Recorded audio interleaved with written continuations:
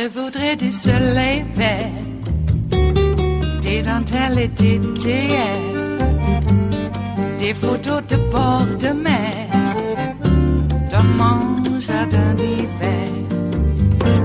Je voudrais de la lumière, comme en Nouvelle-Angleterre. Je veux changer d'atmosphère, dans mon jardin d'hiver. Ma fleur sous la pluie de novembre, tes mains qui courent, je n'en peux plus de t'attendre. Les années passent, qu'il est loin, là je tombe. Nul ne peut nous entendre. Je voudrais du Fred Astaire, revoir un latte. Guarantee health care for 9/11 victims and firefighters. This was a fight led by many public servants from New York, as well as Jon Stewart, who spoke tirelessly about the bravery of those first responders. Now, at the ceremony signing this bill into law, Donald Trump got in on the action, and he said that while he doesn't consider himself a first responder, he was down there. Many of those affected were firefighters, police officers, and other first responders. And I was down there also. But I'm not considering myself a first responder. But I was down there. I spent a lot of time down there with you. Fact check false. And former top Trump org exec Barbara Rez is here to break this down. She worked at the real estate company that Donald Trump also plugged when he called into a local TV news station to discuss those horrific attacks. 40 Wall Street actually was the second tallest building in downtown Manhattan, and it was actually, before the World Trade Center, was the tallest. And then when they built the World Trade Center, it became known as the second tallest, and now it's the tallest. Barbara, good to see you again. You too. I play that clip not because it's a lie, and it was not that tall, but because of the portrait of the mind that on 9/11 is still plugging things on the radio. Donald Trump can't help himself when it comes to 9/11, a signal event for New Yorkers, Americans, and the world. But he does really manage to overreach here. Why is that? He's a tremendous opportunist, and 9/11 is something that you can run with, and he has run with before, and he keeps running with. So I think he's taking advantage of the fact that he can get his name in the paper. Well, he obviously all over the paper, but it's getting, more momentum, bring up some stories, get him, talking about Trump was there at 9/11. Imagine him saying, I don't consider myself a first responder. Well, how would anyone ever consider him a first responder? It's a stupid statement. And yet, he's, that's how much involved I was. I was almost a first responder. Yeah, have you ever heard of this term, humble brag? No. Humble brag is when humble brag. Humble brag, yeah. Sure. So you're bragging and then you add something in to deflect it. This is the closest Trump would come to pretending to be humble, because in saying I don't consider myself a first responder, he's injecting the ridiculous false pageantry claim that someone anywhere might have thought he was doing first responding when he was plugging his building that day. Yes, absolutely. And I'll tell you, I'm going to tell you a little story. You got a second around. You know what, Barbara? Yes. Tell us a story. Okay. We had a tragedy in the Trump organization. Well, there were three people, two top executives of the Atlantic City casinos, and one very high-up gentleman. And they came to New York for a press conference at the Plaza. They were plugging a fight. And then they went back to Atlantic City, and the helicopter crashed, and they all died. And it was a horror. I mean, it was a horror for everybody. He writes about this in one of the books. Well, I haven't read his books, I confess, but I will tell you this. It wasn't very long after that he was putting out the word that he was supposed to be on that plane or that helicopter, and he didn't at the last minute. He got pulled off the plane. Otherwise, he'd be dead now. A total lie. Inserting himself into the story of people he knew, you say, and you're sure that He knew this. He knew he wasn't going to be on the plane. They died, and he inserted himself. Yeah, he said, look, I was supposed to be on that helicopter, and look, I'm just lucky that making news, making himself part of the story, a very important story, and undermining the fact that 3 people died, just like he's undermining what happened at 9/11 by exploiting it. And that brings us to the other piece of this, because this is such a pattern, as you say. This is not just him saying something stupid without anyone connected. We're literally showing a story we've been covering here for weeks, which is whether there was going to be funding for these people who did the valor on 9/11. He also has claimed, and I'm going to play this for you, he says he predicted Osama bin Laden. Now, you worked around him. Was he reading a lot of foreign affairs and doing counter-intel type research? Did you see a lot of that? No. Did you see him with, maps of the Middle East and hold on, I'm busy, Barbara. I'm looking at Afghanistan. Well, take a listen. I was down there, and I watched our police and our firemen down on 7-Eleven, down at the World Trade Center right after it came down. Everyone who helped clear the rubble. And I was there, and I watched, and I helped a little bit.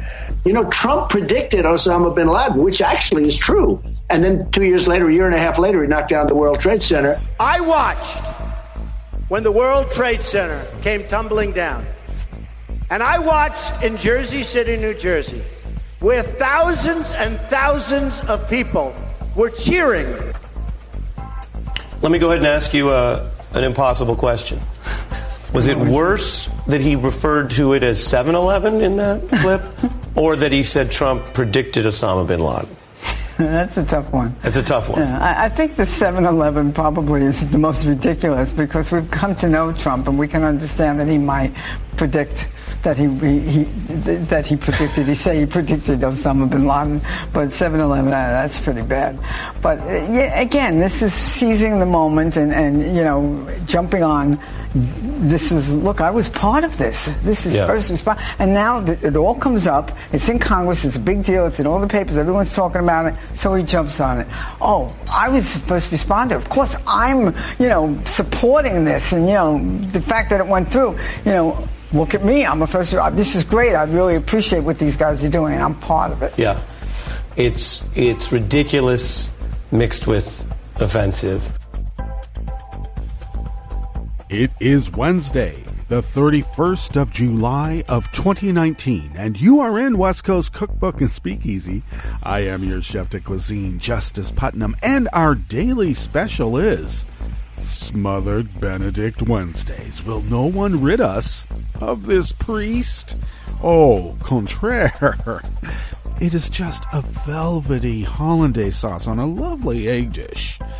Do not fret. Yeah. Hey, there was a debate last night. I think they call it a debate because it's not really a debate. Let's be clear. It's kind of a town hall presentation. And I say kind of because it's not even that.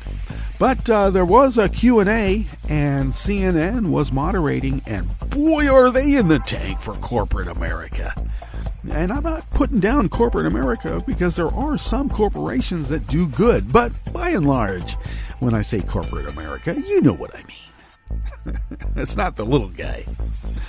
And why would anyone want to give up their private health insurance? Gee, I just can't fathom why. Apparently, one person's love of their health plan supersedes everybody else's hate of theirs. Okay, well, that's a country run by laws and not men, I think. I think something's turned around there. What the hell happened? Okay, Donald Trump had a really weird incident yesterday with his hair. How can anybody have a platform hair like that? I don't know. It looked like a springboard for the 3 meter dive competition. I don't know. Do they have I'm sorry, they don't have a springboard on the 3 meter board. But that would be interesting, wouldn't it? Jeez. Nonetheless, it looked like it could have been from the 3 meter platform, in which people fall perilously downward until they smack into some water.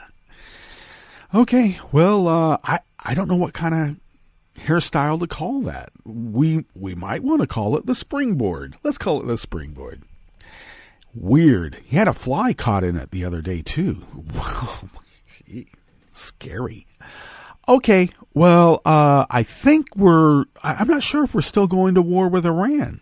I think that there might be some sort of business deal that Trump might want to get done there, and maybe that's why he was rattling the sabers to begin with. Look what they did to Qatar.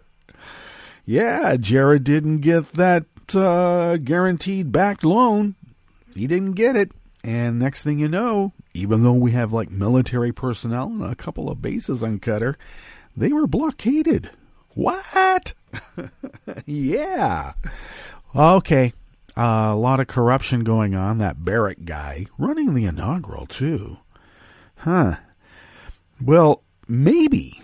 What if Russia is only part of the problem? I mean, we've all known that. But what if we're putting all of our ire into Russia, dicking around with our elections, when maybe the bigger story is giving nuke power to those oil-rich nations? And we're not talking about nuke power to, generate electricity. No. They want to see if the Big Bang Theory really works. Okay, well, Khrushchev did poignantly say one time that, when I come to crush America under the iron heel of my iron boot, you can rest assured that the capitalist will sell me the rope that I hang him with first. Okay, that was Khrushchev, and he was right. Alrighty, well, so much for love of America. Unless you think America is just all about money. And that might be the case. Not the America that I've always known and loved. Of course, there's a lot about America that's not great to love, and we know what that is. Yes, we do. Mitch McConnell hates being called Moscow Mitch. I wonder why. Let's rile up a little race war like Vlad wanted. And Moscow Mitch can be part of it. He always wanted to. And it looks like Elaine Chao offloaded a bunch of her stock as the scandal is increasing. Moscow Mitch and Cantown Chao. All right, they're a power couple. What's on the rest of the menu here in the Bistro Cafe of West Coast Cookbook and Speakeasy? Well, starting off at the top, that was former Trump Organization executive Barbara Rez. I like her. Well, she fact-checked Trump's 9/11 claim that he was down there at Ground Zero, spending a lot of time down there. I'm not going to call myself a first responder. Yeah, well, finally, he says something that's partially true. Finally. On the rest of the menu, the Supreme Court gave Chase Bank a license to break the law and screw its credit card holders next week. But there is a way out. Joni Ernst denied McConnell as blocking election security and called it misinformation. Yeah, Joni, we know where the misinformation is. And a federal contractor hired to provide oversight on ICE facilities has been caught lying about detainee conditions. Sugarcoating. They were sugarcoating. After the break, we move to the chef's table where France slammed Trump's absurd threats and insults about their wine. Apparently, trade wars have buku ramifications. And Trump will visit Poland to celebrate the 80th anniversary of the Nazi invasion in World War II. Poland's going to commemorate it. Trump wants to celebrate. All that and more on West Coast Cookbook and Speakeasy. Bon appetit.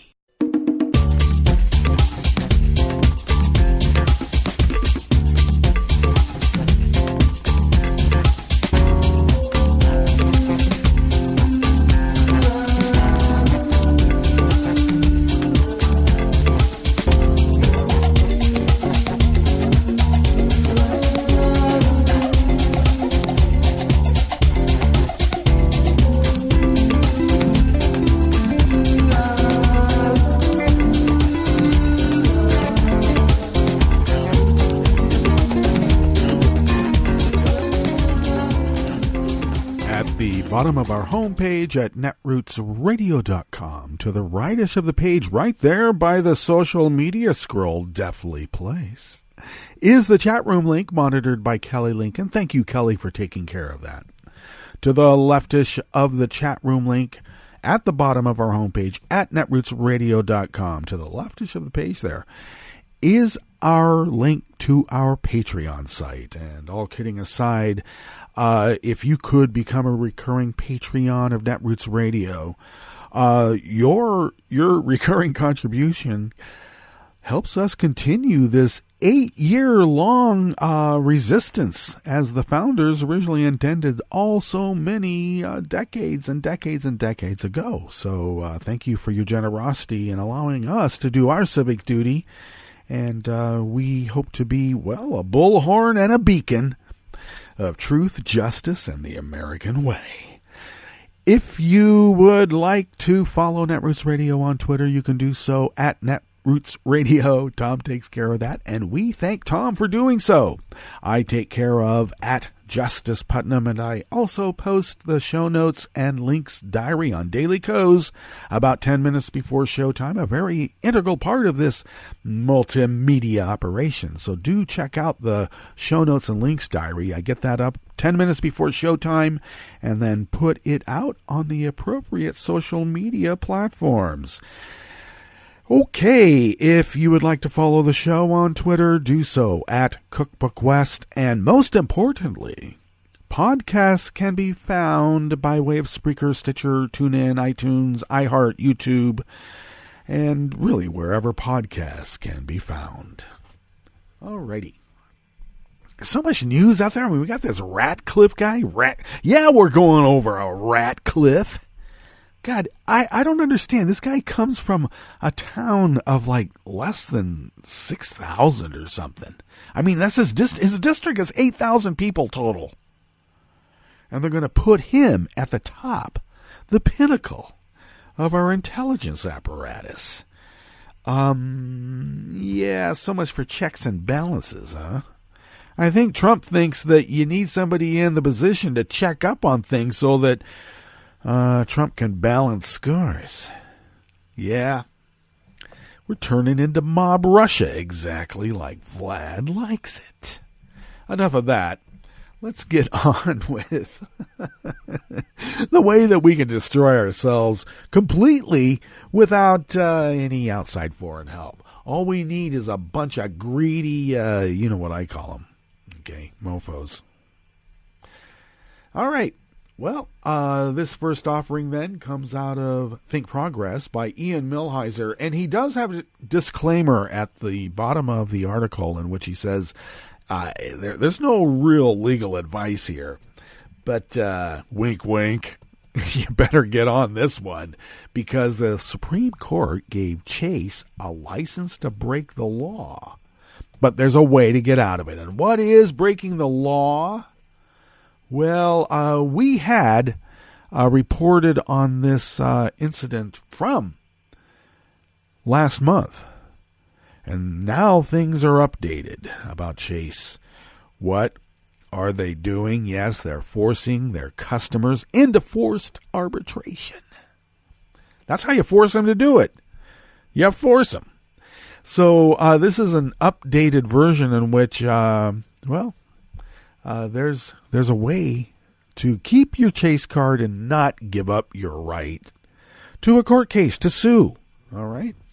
Well, J.P. Morgan Chase, the bank behemoth that provides credit cards to thousands of Americans, sent an email to many of its customers in late May, which sought to strip those customers of most of their rights to sue the bank if the bank violates the law. Mobsters love that. Crooks love to have the impunity in which to really rob you blind with absolutely no legal repercussions. And the only legal repercussion you get is that you get to sit in front of a tribunal of hand-picked tribes. Maybe they're unals. Yeah, each one of those individuals is a unal. and 3 of them make a tribunal. They're bunals. So a hand-picked bunal, 3 of them, to decide whether your claim has any merit or not. And if it does, it's still going to cost you. That's the way mob justice works. So the subject of that email was important information regarding changes to your Chase account. Oh, you thought it was just terms of use when you go online. No. It's forced arbitration. Beginning in the 1980s, the Supreme Court began to rewrite the Federal Arbitration Act of 1925, a statute that, in Justice Ruth Bader Ginsburg's words, yes, she's still alive. And guess who isn't? Yeah, the one who said that she was going to be dead. Well, the act was intended to allow merchants with relatively equal bargaining power to resolve disputes through private arbitrators, and that would allow companies to force workers and consumers into a privatized arbitration system that favors corporate parties. This rewriting accelerated in the 21st century with a series of 5-4 decisions that departed sharply from the Arbitrations Act text. Of course. So, get a job. You got to sign a waiver that says, yeah, well, if I'm worked to the bone for 48 straight hours with no overtime pay, and then I fall off the scaffold and break my neck, it's not the company's fault. It's me. And if a bunch of people fell off the scaffolding after working 48 hours to the bone and broke their necks, you can't all join together and say, look, we all broke our necks. Well, there is a way to opt out. It contains now the email contains both a forced arbitration provision and a ban on class actions. And it does allow some claims to proceed in small claims court rather than before an arbitrator. It also provides that such claims must proceed on an individual basis. So you can't do it as a class action, according to Chase. Significantly, however, the email also provides that customers may opt out of the forced arbitration provision and class action ban, but only if they comply with very specific instructions. So can the customer reject this agreement to arbitrate? Yes. You have the right to reject this agreement to arbitrate if you notify Chase no later than the 9th of August of 2019. That's next week. You must do so in writing by stating that you reject this agreement to arbitrate and include your name, account number, address, and personal signature. Your notice must be snail mailed to Chase at P.O. Box 15298, Wilmington, Delaware. Oh, yes, the state of corporate LLCs. And the zip is 19850-5298. Rejection notices sent to any other address or sent by electronic mail or communicated orally will not be accepted or effective. So you have till the 9th of August. You have to do so in writing, stating that you reject the agreement to arbitrate, and you have to include your name, your Chase account number, your address, and a personal signature. Snail mail it once again to P.O. Box 15298, Wilmington, Delaware 19850-5298. Rejection notices sent to any other address will not be honored. Well, if you receive this email, in other words, and do not wish to give up your rights to your credit card company, you must send a letter via snail mail to the P.O. Box listed above, and you must do so by late next week. Now, after the publication of even this update, some readers called in or got a hold, notified Think Progress, that they got emails from Chase which sent an August 7th deadline. So the deadline may vary by customer. So some got the 7th, some got the 9th. Now, though it may be surprising that Chase allows people to opt out of forced arbitration, the opt-out provision serves a very specific legal purpose. California law arguably permits courts to strike down forced arbitration provisions if that provision is imposed without choice. So it's in the company's interest to give customers a choice to opt out, so long as the choice is buried where few people are likely to notice it. And then there's some examples of Grubhub and a couple of other gig economy operations in which the company Grubhub, for instance, sent out a forced arbitration agreement to its drivers. Only 2 drivers out of thousands opted out. Chase cannot prevent members of the media from reporting on this abusive practice, nor can it prevent any of its customers who read this column or hear this advice on Netroots Radio, West Coast Cookbook and Speakeasy. Smothered Benedict Wednesdays. Well, you can't stop them from invoking the opt-out provision now, can you?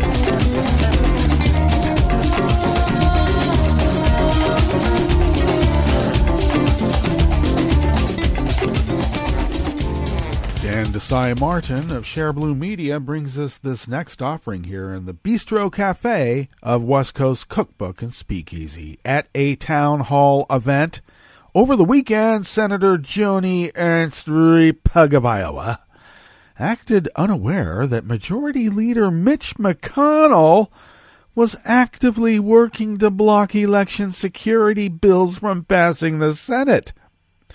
Well, I guess she's been unaware that Mitch McConnell has been blocking everything by Democrats since around the time that Obama took office. He only entitled himself the Grim Reaper and the Senate as the chamber where Democratic bills come to die. He said it. Well, a constituent told Ernst that he was baffled by McConnell's efforts lately to relentlessly block election security bills passed by the House but stalled in the Senate. To clarify, someone said that McConnell blocked a bill to go back to paper ballots, the constituent said. Well, I don't know that he blocked a bill on that, Ernst replied. In fact, McConnell did block a bill on that very subject on July 25th. It's only the 31st. Well, she must have been preoccupied, I don't know, castrating pigs.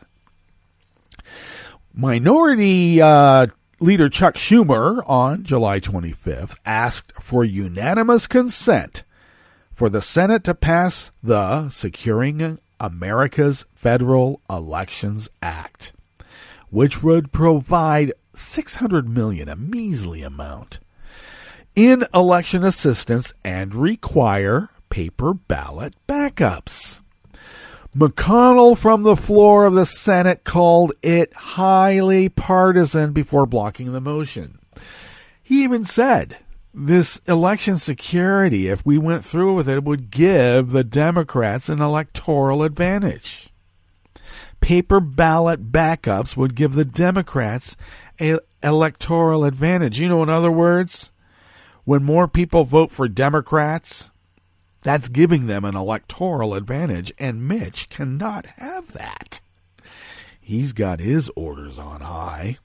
Well, another audience member interjected and brought up another bill that would stop, quote, foreign people from helping Trump, end quote, in the next election. At this point, Ernst dismissed the comment entirely, claiming there's a lot of misinformation, I think, that exists out there. Yeah, because she is trafficking in misinformation. What we're talking about is a U.S. intelligence and FBI report that Russian interference is occurring at this very moment. They hacked in to every single state's election systems. Oh, you thought people got pushed off the rolls just by accident? You think that? Well, on the same day McConnell blocked the Securing America's Federal Elections Act, Senator Richard Blumenthal attempted to pass a bill requiring campaigns to notify the FBI if they are approached by agents of a foreign government with help, addressing the very concern that Ernst constituents brought up regarding foreign agents helping Trump. That measure was also blocked by McConnell. Now, while her constituents seem better informed about what's happening in the Senate than Ernst, it is hard to imagine she would disagree with McConnell. Ernst shows incredible loyalty to the Grim Reaper, or as we like to call him now, Moscow Mitch. And she's been voting the way he did 97% of the time this year, according to ProPublica. Ernst spent her town hall falsely accusing her constituents of spreading misinformation when it was Ernst herself who refused to acknowledge the truth. I would argue that Joni Ernst knows entirely what she's doing. And what she is doing is gaslighting her own constituents.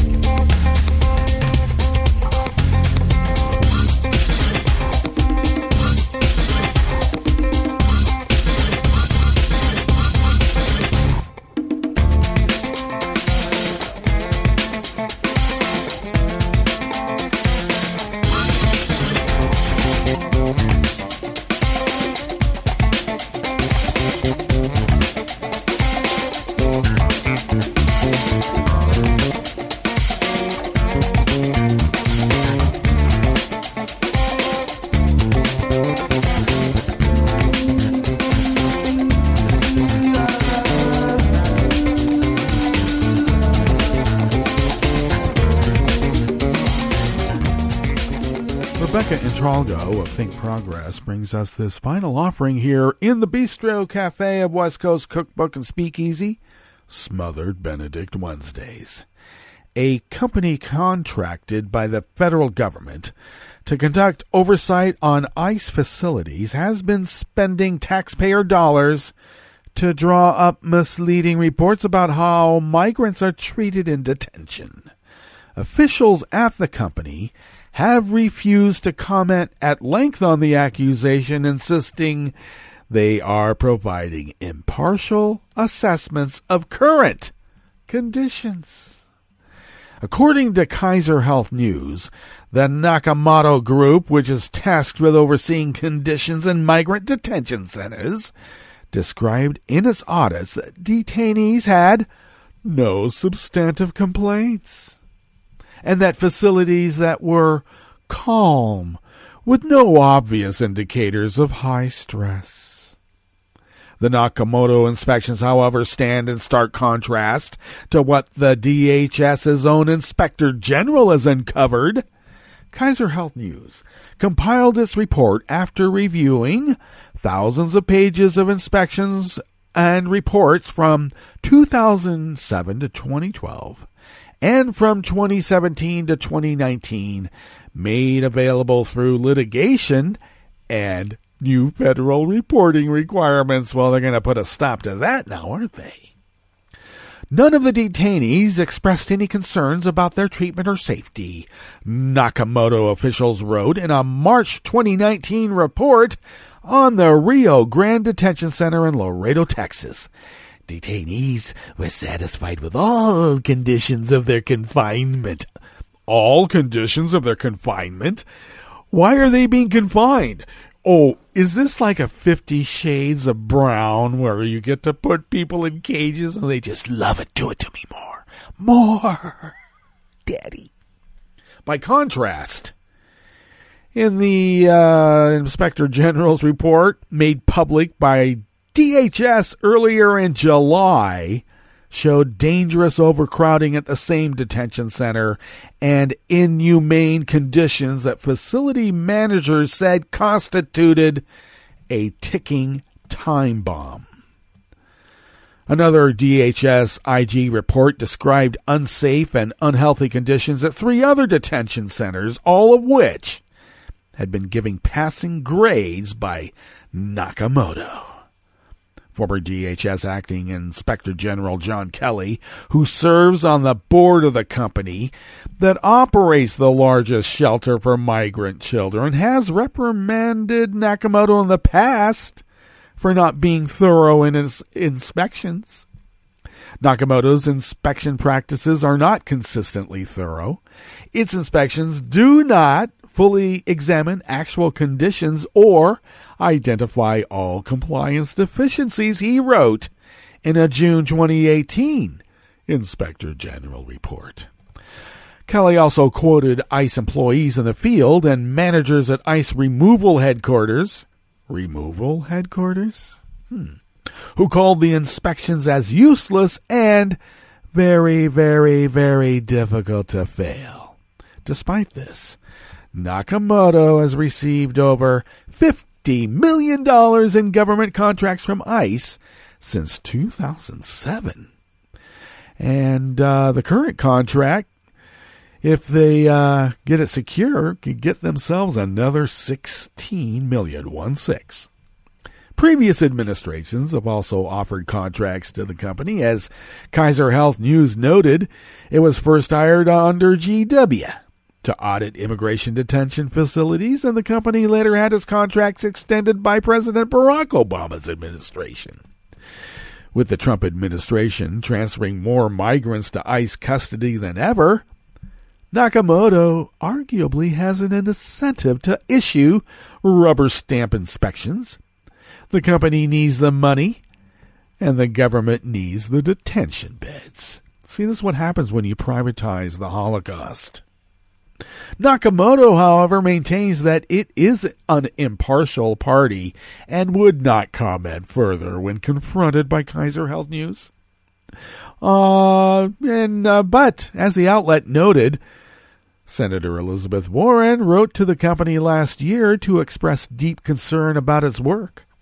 Jennifer Nakamoto, the group's owner and president, mockingly referred to government inspectors in quotation marks and questioned their qualifications and maintained that the company's work ethic is second to none. Yeah, I bet. As in really bad work ethic, moral ethics too, apparently. She said at the time, we do not report inaccurately, nor do we misrepresent information in our reports. Nakamoto officials did not immediately respond to Think Progress's request for comment on the Kaiser News Health Report. Well, Nakamoto headquarters, I think this is going to be another one of those die-hard parties. A really die-hard party. All right, let's get to our break. Nice suit. And when we come back from that break, we are going to go through weather from around the world and finish up with the stories that we have curated for you today. Hans Gruber! Where's Hans Gruber when you need him? You are listening to West Coast Cookbook and Speakeasy, and we will be right back. You are listening to netrootsradio.com. Please hang up and try again.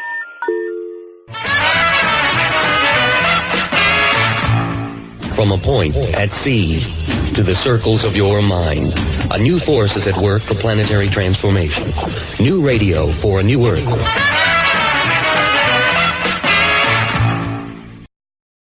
This is Take Two Movie Review. I'm Mike Friend. This week, the new rule of Fight Club. 2 decades after that film comes a strange, dark comedy that begins like The Karate Kid, takes a turn through the aforementioned, and ends up in pretty much straight-up horror. Our protagonist is Casey, a single, introverted, dachshund-owning accountant who's assaulted by a masked motorcycle gang one night while returning home from buying dog food. After shopping for a pistol in a wonderfully sardonic scene in a gun shop, he decides instead to enroll in a local dojo for karate lessons. It's at this point that we meet the teacher, the sensei, who takes him under his wing, coolly intertwining instruction with pseudo-Eastern platitudes tailored to Casey's desire to, as he puts it, become what he had feared. If deadpan can be brought off with intensity, Jesse Eisenberg's Casey does it. The character, though in his 30s, seems unsocialized and vulnerable, primed, as it turns out, to soak up the poison philosophy of sensei, turning Casey from shy and retiring to taciturn and dangerous.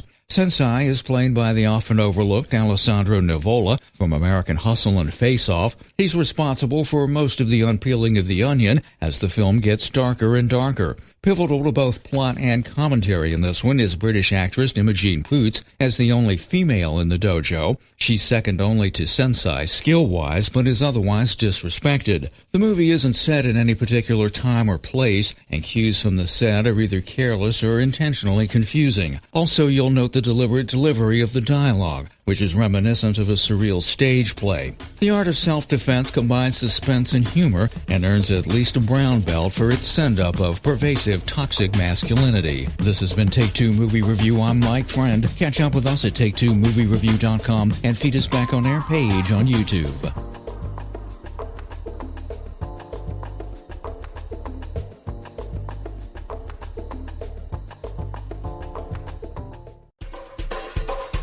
This is Scientific American's 60-Second Science. I'm Lucy Wong. You might expect to hear parrots like these in the wild of South America, but the birds are actually nesting in the middle of Chicago. Despite being known as monk parakeets, the green and gray squawkers are true parrots, and they've been living in the Windy City since the 1970s. But not just there. There are monk parakeets in many, many states. They're breeding in around 21 states. Jenny Euling, a PhD student now at Cornell, who was at the University of Chicago when she studied these birds. Certain populations will pop up in certain states and then, disappear, but they're by far the most widespread of any of the species. Euling wanted to know how many non-native parrots were living in the U.S. To do this, we used eBird and Christmas Bird Count, or CBC, and we used these two databases because they have the largest spatial distribution of data, basically, for the United States. Euling and her team looked at data collected from 2002 to 2016 and deduced that there were 56 different species of parrots living free in 43 states. Of these species, 25 of them had become naturalized, that is, able to successfully breed and maintain their own population without the addition of additional individuals from captivity. Most of these non-native parrots were either released by owners or escaped from captivity. Some established breeding populations, and some of these new populations are saving entire bird species. The red-crowned parrot is declining in its native range, but it's actually increasing in the U.S., and it's becoming pretty common. And so I think that leads to a really interesting question of, could we possibly use these populations of non-native parrot species to understand the biology of a species that's declining in its native range? The study is in the Journal of Ornithology. Florida may have 500,000 monk parakeets, and they're even hardy enough to live year-round in Brooklyn and the Bronx, as well as Chicago. And if you've ever heard the racket they make, it's clear that these monks never took a vow of silence. Thanks for listening.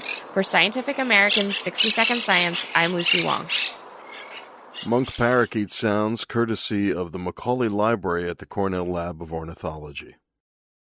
Hi, I'm Tom Hartman, and since you're listening to netrootsradio.com, show your progressive side and go to the donate button on the bottom of the homepage. It's progressives like you who power Netroots Radio and keep the progressive message beaming everywhere 24 hours a day. Just go to our donate button at the bottom of netrootsradio.com. Thank you for keeping progressive radio at full power.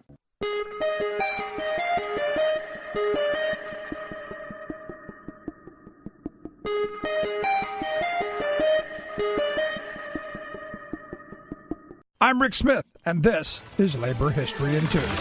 On this day in labor history, the year was 1981. That was the day the long Major League Baseball strike finally came to an end. The issue that motivated the strike was a dispute between players and management over free agency. Day after summer day slipped by on the calendar with no end in sight. As a result of the strike, a total of 713 games were canceled in the middle of the regular season. And on this day, players and owners reached a compromise, which ended the lengthy strike. In the settlement, a team that lost a free agent could be compensated by drawing from a pool of players. Players agreed to restrict free agency to those who had 6 or more years in the major leagues. Because of the long strike, the All-Star game was pushed all the way back until August 9th. When you go to the ballpark, you're likely not thinking about labor issues. Nonetheless, the players are unionized and had to fight hard to win free agency and other protections.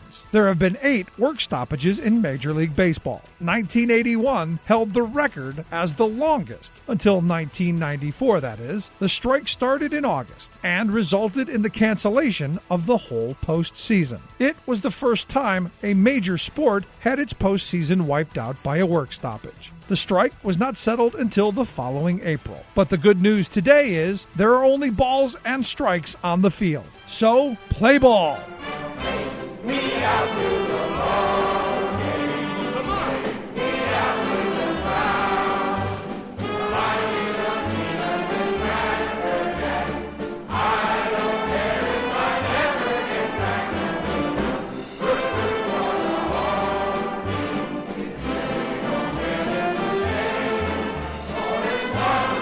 Brought to you by the Illinois Labor History Society and The Rick Smith Show. I read the news today, oh boy. It's time for Nicole Sandler's What's News from NicoleSandler.com and the Progressive Voices Network. Night 1 of the second round of Democratic presidential primary debates is over, and the big loser was CNN, or more accurately, the American electorate.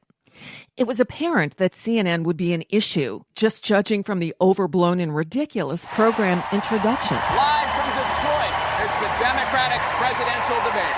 The stage is set, the candidates are waiting in the wings. And this audience is eager to hear what they have to say. Right now, the road to the White House drives through Detroit. The Democrats are in Michigan for a premier 2-night event, a defining moment that will determine who gets left behind and who takes on President Trump. This is our chance. There is no middle ground. Don't let anybody tell you that freedom is a conservative value. It is an American value. Tonight, a fight for the heart of the party. Senator Bernie Sanders determined to seize his second chance at the nomination. It is a question of getting our priorities right. Going head-to-head with Senator Elizabeth Warren. Longtime friends fighting for the same cause and the same voters. We should dream big, fight hard, and win. That intro ran 2 minutes and 46 seconds. Then they introduced all 10 candidates individually and had them walk out onto the front of the stage to applause, wasting more precious time that could have been used for longer answers, perhaps.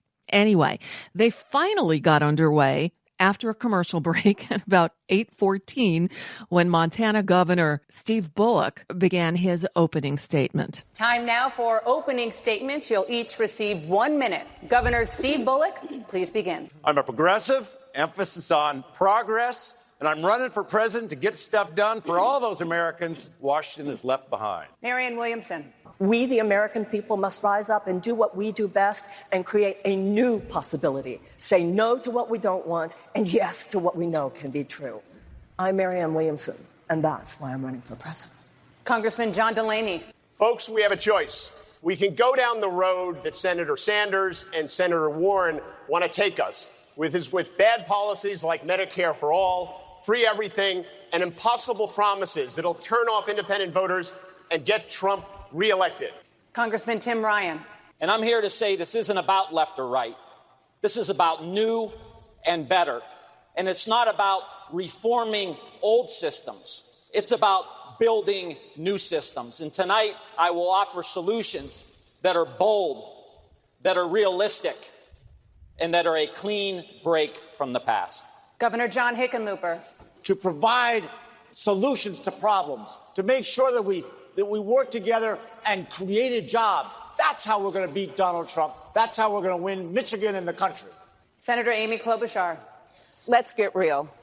Congressman Beto O'Rourke. At this moment of truth, let us pursue our national promise and make a more perfect union of everyone, by everyone, and for everyone.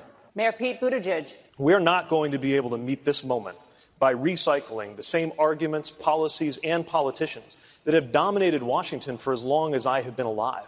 We've got to summon the courage to walk away from the past and do something different. This is our shot. That is why I'm running for president. Senator Elizabeth Warren. Donald Trump disgraces the office of president every single day. And anyone on this stage tonight or tomorrow night would be a far better president. I promise no matter who our candidate is, I will work my heart out to beat Donald Trump and to elect a Democratic Congress. Senator Bernie Sanders. We have got to take on Trump's racism, his sexism, xenophobia, and come together in an unprecedented grassroots movement to not only defeat Trump, but to transform our economy and our government. And that's how it began.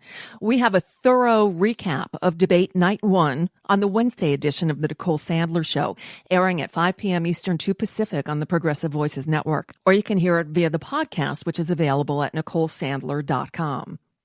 Although the media tried to turn it into a cage match between Senators Bernie Sanders and Elizabeth Warren, the two progressives had a different idea. Instead of taking CNN's bait, they sort of teamed up to defend their progressive programs and ideas against the conservadems on the panel. The New York Times reported, quote, there was former Representative John Delaney of Maryland who accused Mr. Sanders and Ms. Warren of making, quote, fairy tale promises. Governor Steve Bullock of Montana, who lamented liberal, quote, wish list economics. And former Governor John Hickenlooper of Colorado, imploring the left not to overreach and, quote, FedEx the election to Donald Trump. Oy. While the debate was happening, California Representative Judy Chu became the 116th House Democrat to call for impeachment. Just 2 more will put the Dems over the 50% mark. And Texas Representative Mike Conaway became the 5th Republican to announce he's out. He will not run for re-election. And that's just a bit of what's news for now. I'm Nicole Sandler. If you enjoy these reports in the Nicole Sandler Show, now heard at 5 p.m. Eastern, 2 Pacific on the Progressive Voices Network, I hope you'll consider making a contribution. My work is 100% listener supported, and I can't do it without your help. Find out more at NicoleSandler.com/donate.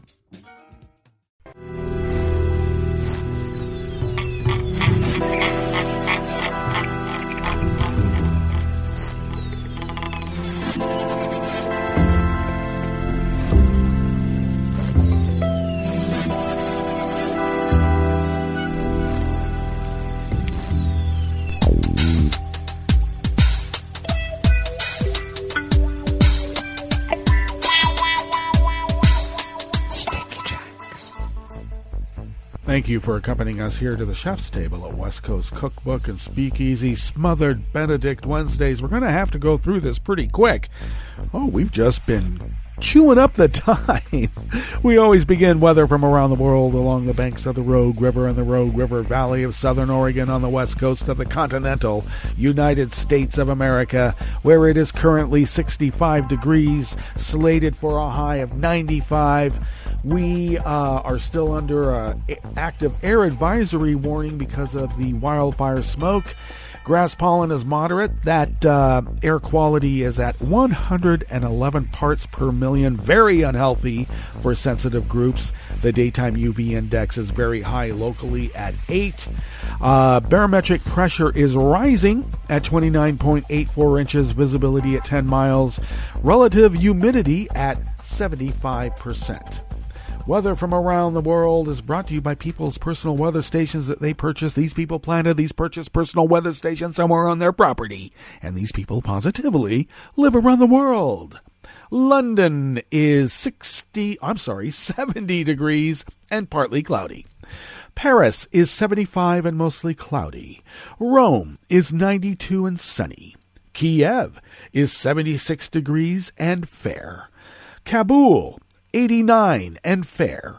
Hong Kong, 77 with rain and wind. Tokyo is 85 degrees and partly cloudy. Sydney, Australia, is 55 degrees and mostly cloudy. Of course, they're in winter. San Francisco, California is 56 degrees and mostly cloudy, and they are in summer. And New York is 85 degrees Fahrenheit and summer sunny as New York can be. And that is weather from around the world, brought to you by people's personal weather stations that they purchased. These people planted these purchased personal weather stations somewhere on their property, and these people positively live around the world.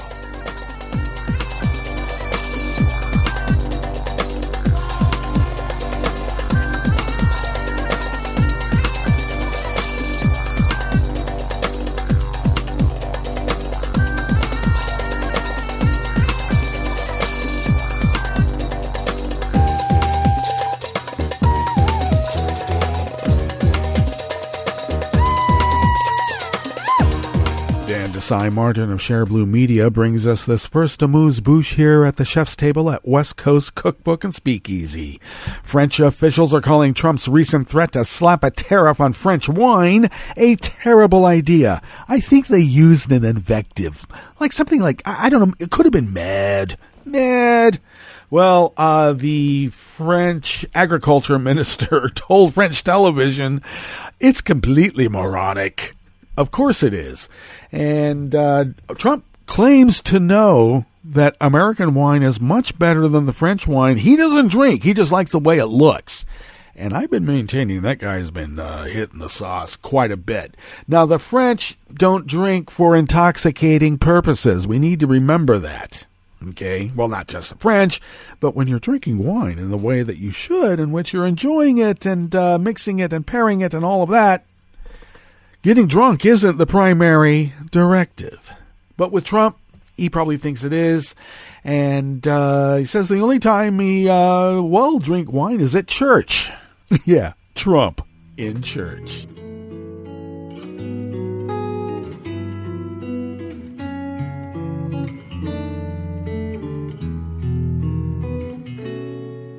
Je te donne ce mon amour pour la vie entière. La promesse de me trouver à tes genoux. Aussitôt que tu m'appelles, rester toujours fidèle. C'est tout, c'est tout. Je te donne tous mes printemps, mes étés de mer, mes automnes quand les feuilles tombent partout. Si ce n'est pas une bonne affaire, je te donne tous mes hivers, c'est tout. Anonymous worker bees, and why wouldn't they be anonymous? At Reuters, bring us this final amuse-bouche here at the chef's table of West Coast Cookbook and Speakeasy. Donald Trump said yesterday, Tuesday, he would visit Poland, which is hosting events later this year in Warsaw, to commemorate the 80th anniversary of the Nazi invasion of the country during World War II. Polish officials had announced their plans earlier this month, although at the time, the White House said Trump was still weighing whether to attend the September 1st event. I look forward to it. I like the people, Trump told reporters at the White House, adding that he had a great relationship with the country and had been invited to visit. Trump said he may also visit Denmark. Well, he did visit, this being Trump, Poland in July of 2017, a few months after taking office in the White House.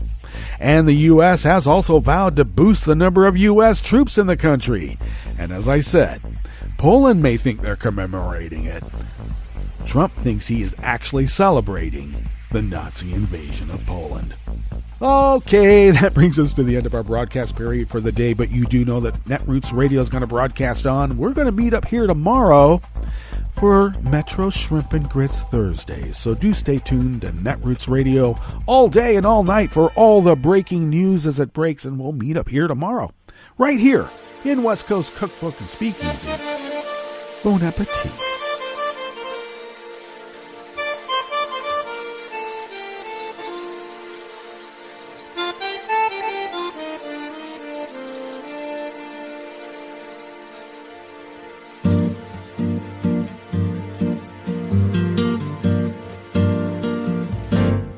Je voudrais du soleil vert, des dentelles et des théières, des photos de bord de mer, dans mon jardin d'hiver. Je voudrais de la lumière, comme en Nouvelle-Angleterre. Je veux changer d'atmosphère, dans mon jardin d'hiver. Ma fleur sous la pluie de novembre, tes mains qui courent, je n'en peux plus de t'attendre. Les années passent, qu'il est loin, là je tombe. Nul ne peut nous entendre. Je voudrais du Fred Astaire, revoir un latte Goël. Je voudrais toujours te plaire, dans mon jardin d'hiver. Je veux déjeuner par terre, comme au long de golfe clair, t'embrasser les yeux ouverts, dans mon jardin d'hiver.